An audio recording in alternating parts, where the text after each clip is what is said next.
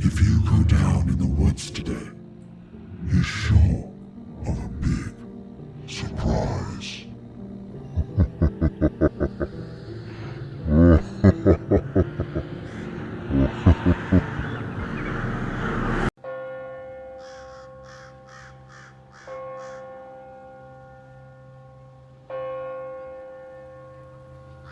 Alright, so I've decided to share this story in case anyone has had a similar experience. In the summer of 2023, I was camping with my family in Beaver Creek Campground in Montana for a few nights while visiting Yellowstone. The first night there was the most unsettling experience I've ever had. My mother, stepfather, and his brother had all gone to sleep around midnight, while I stayed up for about an hour by the fire. It was pitch black when I decided to snuff the fire and head to my tent to sleep. After about 20 minutes laying in my tent, I began to hear sniffing noises immediately outside my tent. Fearing it was a bear, I was frozen. This continued for a while until I heard the familiar breathing and shaking noises of that of a dog. I relaxed, supposing a nearby camper's dog had wandered. I stopped hearing the dog after a while, but then I heard footsteps walking around our campsite and the sound of a large stick being dragged along the ground all around. Then I was frozen in fear again at the possibility of a stranger walking around our campsite in pitch darkness. Suddenly, an obvious camera flash had gone off right in front of my tent. Later, it felt as though an animal or person had laid down and cradled the corner of my tent. I felt a presence for about 5 minutes and kept feeling as if something was lightly fidgeting with the corners of the tent. Still frozen, I prayed for this to stop.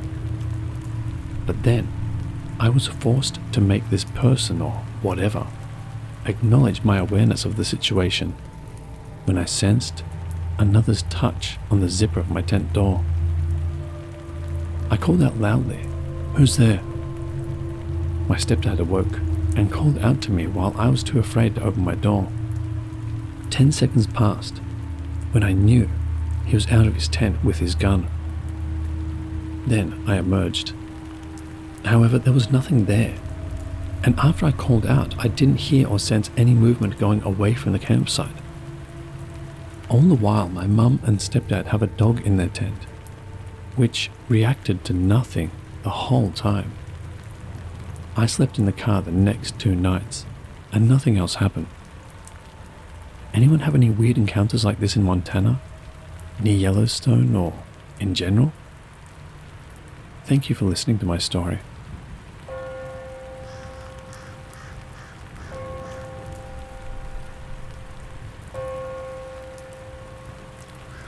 I've never been a big fan of camping. Circa 2012, for some reason or another, my friend and I decided to take a Saturday night to camp on private property. We had permission from the owner, on the bank of a small lake in the rural American Southeast. The lake wasn't very large, probably only 50 to 150 yards across. It was more of a deep pond, but it was 5 times as long as it was wide, and from the perspective of our camp, it consumed the majority of our sightline. The plot of land itself wasn't entirely removed from civilization. We were 5 to 10 miles outside of a small suburb of a mid-sized southern city. It definitely was not easy to access, however, and the only way in was a gated, narrow dirt road across a levee, which spanned one side of the lake. This road was gated and locked. The owner gave us his code and we pulled the car through and locked the gate behind us. If you've ever been down south, you know how quickly it gets isolated outside of cities. Our cities are small and the rural population around often live rough and wild. We have dense woods, so thick that they're not worth building in unless you have some connection or attachment to the area. I've heard it was not profitable to cut roads through a lot of it when they were building highways in the 50s. so not much development has happened in the last 100 years, and in some places, since the Civil War. It's not uncommon to go for a 30-minute drive straight out of town and come upon cabins that are obviously off the grid. My friend and I were used to living in the suburbs, so we were just happy to see stars and hear the sounds of nature. We were at our very utilitarian camp, small Coleman 2-person's tent and a blanket, simply looking around and enjoying the night, when suddenly my buddy sat up real straight. He said something like, "Do you see that guy over there?" He pointed to the other side of the small lake. I didn't see anything. I sat up slightly and said, "Nah, it's just the dark playing tricks on you." He seemed actually shaken. "No, look, there's a bunch of faces behind the trees now."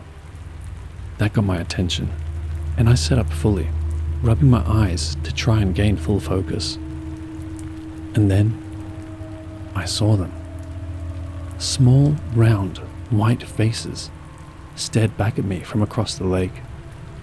Maybe 15 to 20 of them. All were positioned in such a way that their bodies were behind the trees and only their heads were visible. The best way I can describe the faces is like very pale, somehow internally illuminated children. I should mention that neither of us were drinking or high. We were too young for that. Not for at least a few more years. We had eaten dinner at home and were just planning on going to sleep after chilling out for a while. The faces weren't moving. I was kind of sitting there in shock, thinking that my eyes would adjust and I would see that they were a reflection, bugs or owls or something. But I would never come to that realization. I just stared right back at them for what felt like 5 minutes, looked back at my friend, and then they were gone. Bodies of water carry sound extremely well, and we heard extensive shuffling from the other side of the lake, and a couple of small branches snap. It's incredible what your ears pick up on during an otherwise silent night. My buddy was tearing up a little when he said, "What the hell were those?" And I didn't have a good answer. Neither of us slept particularly well. I definitely felt validated in my feelings of disliking camping. But what were we going to do? I tried to do some research on the internet but never found a phenomenon that could explain what we saw.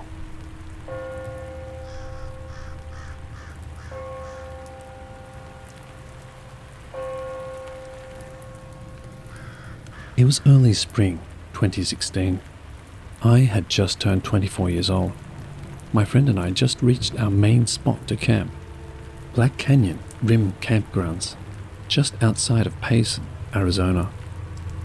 We usually travel out there 2 or 3 times each year. It has some incredible views and is only a couple of hours away from the city. For the most part, this area was pretty secluded. A privately owned convenience store rested a few miles away, with a small town 20 miles before that. The entrance was on a dirt road directly off the highway with a campground sign at the start of the road, marking local wildlife, any fire hazards, and general news relevant to camping folk. The pathing is mostly linear, with maybe one fork spanning several miles. We once traveled down the dirt road to see how far it would take us. One of the paths would take you to another highway entrance, with a ranger's tower halfway there. The other path led to a dead end. An abandoned cabin can be found on this path a few miles in, mostly hidden off in the distance, behind some larger foliage. The snow had mostly cleared up at this point, leaving for crisp air, a slight chill, and fauna becoming active again. We'd usually spot some wild horses, several deer, and tons of little critters whenever we'd come out this way. It really was the perfect time of year for a relaxing trip to get away from the city for a few days. We got in around 4 p.m. on a Tuesday. It was late for us, as we usually try to make it out there by noon at latest. This trip was pretty spontaneous. We both had work during the coming weekend and decided to just go for it. The sun was setting fast and we hadn't picked our spot to camp. There were maybe 2 other groups, both families parked somewhat close to the entrance, only a few hundred yards away from the highway. This time around, we just wanted to get away from humans for a while. Customer service jobs will do that to you. We drove down the dirt road, past our usual spot, and finally picked the perfect area. A small clearing just hanging off the edge of a hill. The whole valley could be seen from this area, with a beautiful sunset. This would have been our main spot from then on, if the next night's incident never happened, that is. We agreed to get a campfire going, and would just avoid building a tent this trip. We didn't have much time to do so anyway, and her car wasn't that uncomfortable. I'd sleep in the back seat and she'd take the passenger seat, with the windows slightly ajar. We'd have a few blankets for each of us and would fall into that unrivaled slumber. The next day went fairly uneventful. We just decompressed. I had this strange feeling throughout the day though, like we were being watched. There were crunching of leaves just out of sight every few hours, but I figured it was just the local wildlife doing their thing. My friend didn't notice anything unusual, so I didn't dwell on it. Night came and the feeling still hadn't gone away. My friend must have felt something she didn't vocalize though. She took some of her sleeping pills. She didn't usually need to take them on her camping trips. The nature's ambience was enough to put anyone to sleep, I thought. It was nearing 1 a.m. My friend dozed off in the passenger seat while I attempted to wind down in the back. I leaned against the side window, behind the passenger seat, legs outstretched to the car's back door. The window opposite of me was rolled down slightly, with a cold breeze flowing in. I'd been on my phone, scrolling through Facebook or whatever, when I heard something outside. A few crunches of the fallen leaves, several paces outside the car. I whispered to my friend, "Did you hear that?" But she was already out. I put my phone down and listened intently for a minute or two. Nothing. It must have been a small animal, curious of the camp. I went back to my phone, scrolling through social media. About 10 minutes had passed when I heard it again. Crunch. Right outside the door. I lowered the phone. My eyes took a moment to adjust from the light of the phone into the deep dark of the woods. As I turned my phone away from me, the backlight illuminated the window above my feet. To this day, I can't get the image out of my head. 2 dirty, scabbed hands held onto the window. The fingers wrapped inside the car. The nails were long, unkempt, and dark. Behind the window, a silhouette of a face was pressed up against it. The breath would create condensation every few seconds. All I could make out were the reflections of those empty, black eyes. I couldn't move. I couldn't scream. It felt like eternity, the staring contest between me and this thing. Thoughts were repeating incessantly in my mind. Why haven't they run away when they saw I noticed them? What were they planning? Is this the face of death? After probably 10 seconds of not doing anything, the hands slowly unclenched the window and receded into the darkness. The condensation on the window dispersed. Another couple of seconds passed before I heard the dreaded crunch, crunch, crunch, melodically fading into the distance. I still just sat there. What in the hell just happened? Why didn't I do anything? Why am I still not doing anything? With that thought, my body shot into adrenaline. I pounded on my friend's seat. waking her up from her slumber into a dizzy confusion. I unlatched and kicked open the back door and took a moment to scan the area. Whoever they were, whatever it was gone. I scrambled to pick up any important camping supplies we left outside and just crammed everything into the back seat and trunk, periodically looking over my shoulder, listening for those footsteps. I slammed the back door shut, and there they were, a grim reminder of the horror that had just happened. 2 handprints imprinted on the window. I quickly wiped them off the window in a panic, a reaction to erase the event, I guess. I jumped into the front seat, started the car, and floored it out of there. My friend, finally coming to, asked me what the hell I'm doing.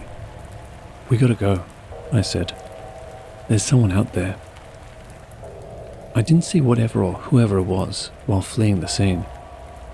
Speeding down the dirt road, my friend insisted I slow down, and I eventually did. We reached the highway, and I proceeded to drive 20 or so miles before we reached a Denny's, where my friend asked us to stop at to eat and explain everything. The nightmares subsided a few months later. My embarrassment continues to this day for the state of shock I was in at the time. Everyone says you either have a fight or flight instinct, and I'm confused whether I have either. I mean, I just sat there and did nothing. I frequently tend to ask myself, who was out there? Another camper messing with us? A resident of the abandoned cabin down the dirt road? Or maybe something more paranormal, residing in the forest, watching lone, vulnerable campers as they drift off to dreamland. We'd still go camping there in the years ahead, but never too far from the highway. Whatever it was, I hope that was the last I've seen of it.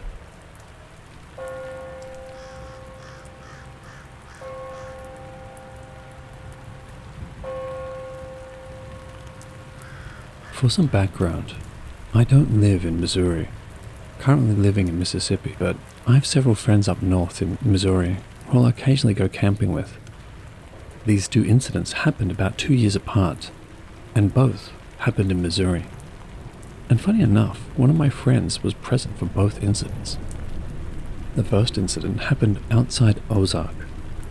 I don't remember the exact location, but I remember we took Highway 14/125 outside of Ozark, and took us about 20 or so minutes to get from the Walmart to Ozark, which is where we met up to travel to the site itself. It was me, a couple of friends from Mississippi who came up with me, and our 3 mutual friends who live locally, and one of our local friends, Border Collie.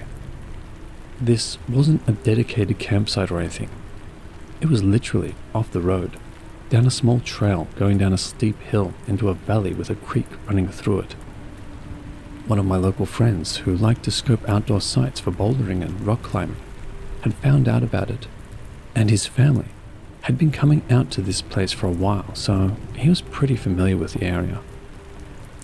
We pulled off on one side of the road, on a gated, private use drive, grabbed our stuff and hiked back and forth to our car to drop our stuff off at the campsite, which was a really cool cliff overhang facing out towards the valley. After setting up camp, we hiked across the creek to get to the other side of the valley, and we spent the day bouldering. We got back to the campsite around sundown, built a fire, cooked some food, and pretty much just chilled. I'm not sure if it's relevant or not, because it doesn't really have anything to do with the rest of the story.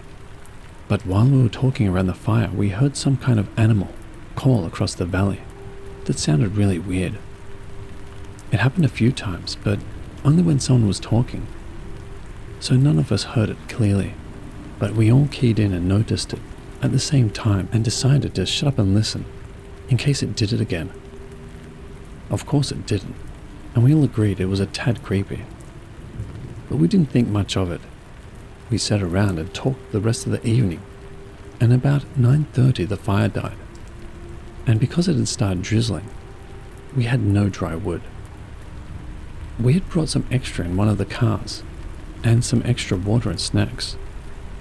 We made another few trips back and forth up and down the hill, from our camp to the cars, and when we got back after our last trip to and from our cars, that's when things took a turn. I set my load down and put some wood on the fire, and when I sat down, I saw a flashlight coming down the trail towards us. At first, I thought it was one of my friends who had lagged behind the main group, until I turned around and saw all of my friends behind me, putting their stuff down. I figured it was a cop or property owner coming to tell us to scram. The guy steps into the light, and he looks like a hobo. Somewhere in his 60s maybe.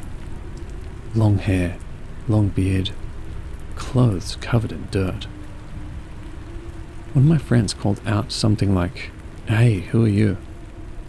And instead of answering, he just stepped closer to the camp. One of my friends stepped closer to him and asked him again who he was. And the guy said he was a neighbor. We asked if we needed to leave because I think we all thought this cave overhang might be where he stays usually. But he said no, and that he was out looking for arrowheads, and that he found plenty in the area around our camp before. He basically said, "Don't mind me, carry on," and then started hiking straight down from the cave to the creek bed at the bottom of the valley.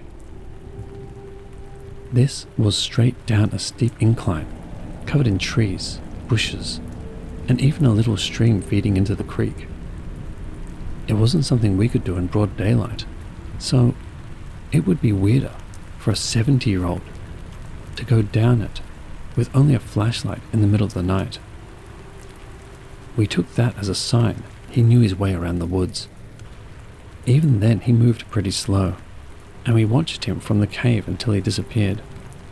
We debated on what to do because, even though none of us really felt threatened, because it was 6 guys with 3 hatchets and a machete versus an old guy if he got violent, but it was more just unsettling that he was out there in the first place, because this is a very remote area.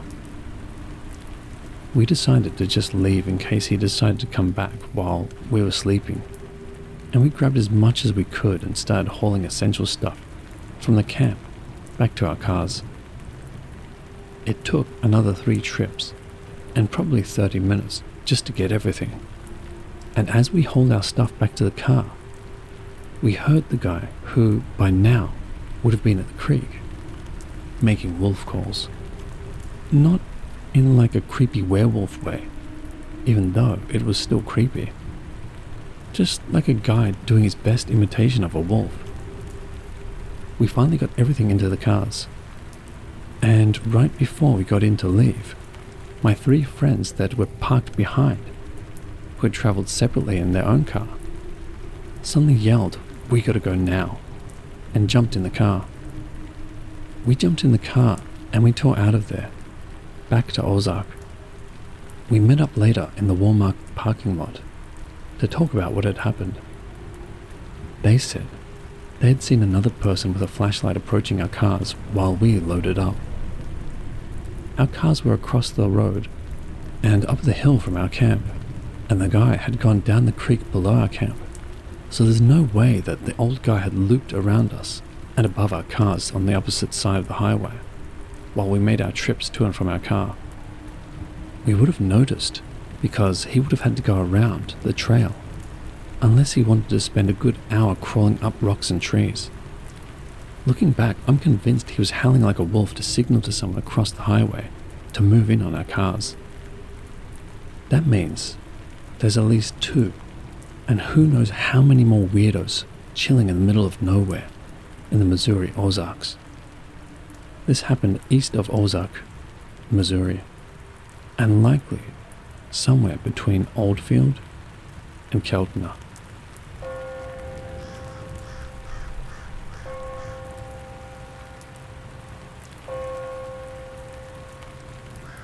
When I was in my early 20s, I drove down to Tucson, Arizona from Colorado to spend the weekend with my best friend and his girlfriend. Him and I had one of the nights set aside for him and I to camp in the desert for the night. Something we'd both done countless times already throughout our lives, so we were nothing but excited. The region we planned on camping was due south of Tucson, but still well north of Nogales and the US-Mexican border. Cut ahead to us arriving at the site in broad daylight, having a great time enjoying the views. We set up camp for the night and sat out in foldable chairs watching the amazing stars overhead before we passed out. The road we were parked off of had two directions and was a narrow dirt road, either from Tucson towards Mexico or vice versa.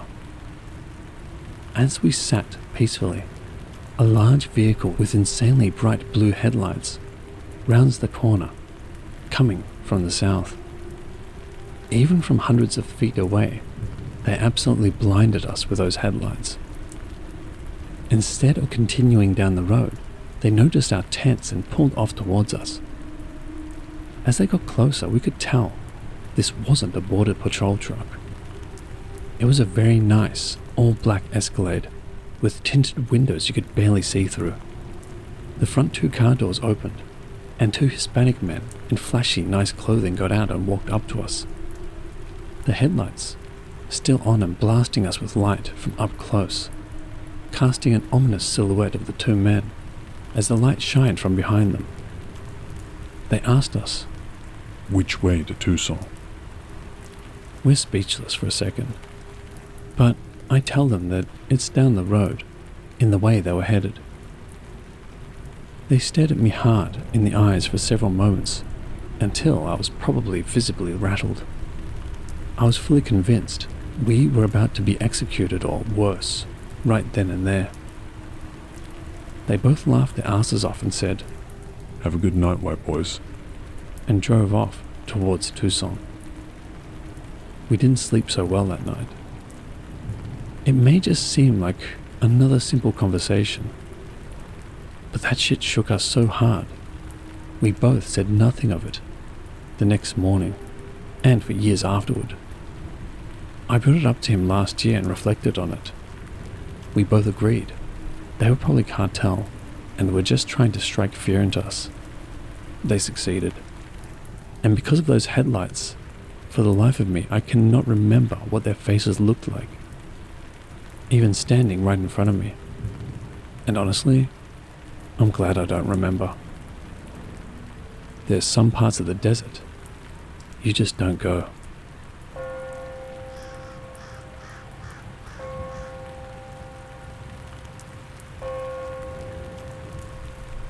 Hello watchers and listeners, thank you all so much for listening. If you have a story you'd like to share with the channel, please send it to my email, which will be found in the description below. If you'd like to support the channel, consider signing up for my Patreon, which you can watch my videos ad-free and usually with bonus stories, as well as other perks depending on the level. This year, I will be redesigning my merch store, so keep an eye out for that one. And as always, the biggest thank you is to all of you. I truly appreciate all of your support over the last couple of years. And remember, Papa loves you.